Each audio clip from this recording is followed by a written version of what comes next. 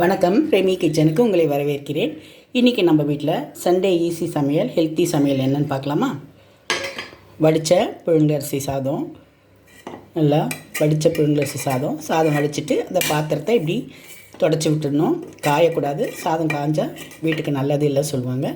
புழுங்கரிசி சாதம், அதுக்கப்புறம் டேஸ்டியான பருப்பு உருண்டை குழம்பு, கடலைப்பருப்பை ஊற வச்சு செய்கிற பருப்பு உருண்டை குழம்பு. இந்த மாதிரி பருப்பு உருண்டை குழம்பு வறுத்தும் போடுவாங்க. நான் அப்படியே குழம்பு கொதிக்கும்போது போட்டு செய்தேன். ரொம்ப நல்லாயிருக்கும், டேஸ்டியாக இருக்கும், எல்லாேருக்கும் ரொம்ப பிடிக்கும். இந்த குழம்பை இந்த ஒரு கரண்டி குழம்பு வச்சு ஒரு தட்டு சாதம் சாப்பிட்டுடலாம். ரொம்ப டேஸ்டியாக இருக்கும். நாளைக்கும் வச்சுட்டு சாப்பிட்லாம். நாளைக்கு இன்னும் ரொம்ப நல்லாயிருக்கும். பருப்பு உருண்டை குழம்பு எல்லாருக்குமே ரொம்ப பிடிக்கும். இதை நீங்கள் ட்ரை பண்ணி பாருங்கள். நான் ரெமி கிச்சனில் போடுறேன் பருப்பு உருண்டை குழம்பு. அதுக்கப்புறமா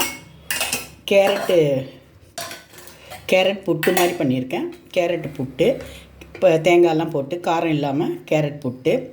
அப்புறம் கொள்ளு துவையல். இது நமக்கு எப்போவுமே ரெமி கிச்சனில் கூட போட்டிருக்கேன். கொள்ளு கொலஸ்ட்ராலுக்கு நல்லது. கொள்ளு இந்த மாதிரி கெட்டியாக கொள்ளு துவையல் பண்ணி வச்சுக்கிட்டிங்கன்னா அப்பப்போ கொஞ்சம் எடுத்து தயிர் சாதத்துக்கு இல்லை இந்த துவையலை போட்டு நெய் போட்டோ நல்லெண்ணெய் போட்டோ தேங்காய் எண்ணெய் போட்டோ சாப்பிட்லாம். கொள்ளு துவையல், கேரட் பொரியல் இல்லை கேரட் புட்டு, கத்திரிக்காய் சும்மா காஞ்ச மிளகா போட்டு தேங்காய் எண்ணெய் ஊற்றி காரம் இல்லாமல் கத்திரிக்காய் பொரியல். அப்புறம் எப்போ மாதிரி யூஸ்வலாக நம்ம வீட்டில் இருக்க மாதிரி வீட்டில் உரக்குத்தின தயிர்.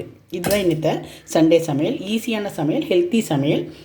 ஸ்ரீராமநவமி எல்லார் வீட்லேயும் வெஜ்ஜு தான் இன்றைக்கி இருக்கும். இந்த மாதிரி வெஜிடேரியன்லேயும் நல்லா டேஸ்டியாக எல்லாருக்கும் பிடிக்கிற மாதிரி செய்து கொடுத்து எல்லோரையும் அசத்துங்க.